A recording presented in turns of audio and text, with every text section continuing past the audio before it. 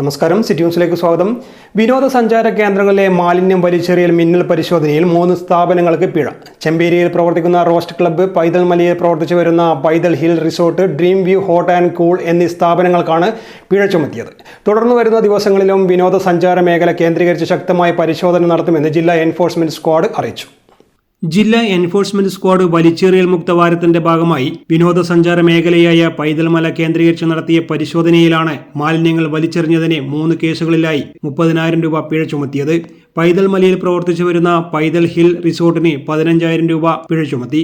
റിസോർട്ടിലെ അടുക്കളയിൽ നിന്നുള്ള മലിനജലം തുറസായി ഒഴുക്കിവിടുന്നതായും മാലിന്യങ്ങൾ റിസോർട്ടിന്റെ തന്നെ സ്ഥലത്ത് പലയിടങ്ങളിലായി ഗാർബേജ് ബാഗുകളിലും അല്ലാതെയും തരംതിരിക്കാതെ തള്ളിയതായും സ്ക്വാഡ് കണ്ടെത്തി.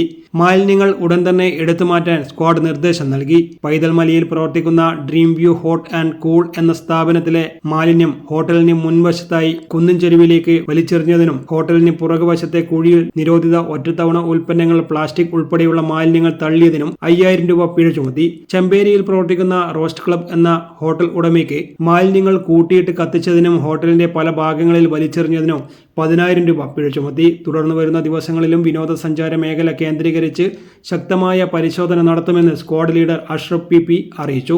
പരിശോധനയിൽ ജില്ലാ enforcement squad leader Ashraf P, squad അംഗം Alan Baby, Dibil CK, Eruvessi ഗ്രാമപഞ്ചായത്ത് ക്ലർക്ക് മനു പ്രസാദ് തുടങ്ങിയവർ പങ്കെടുത്തു. News desk, city news. കൂടുതൽ വാർത്തകൾ അറിയുവാൻ സിറ്റി ചാനൽ വാട്സ്ആപ്പ് ഗ്രൂപ്പിൽ ജോയിൻ ചെയ്യുക. അപ്പോൾ യൂട്യൂബ് ചാനൽ സന്ദർശിക്കുക. വാർത്തകളിൽ അവസാനിക്കുന്നില്ല. മറ്റൊരു വാർത്തയുമായി വീണ്ടും കാണാം. നമസ്കാരം.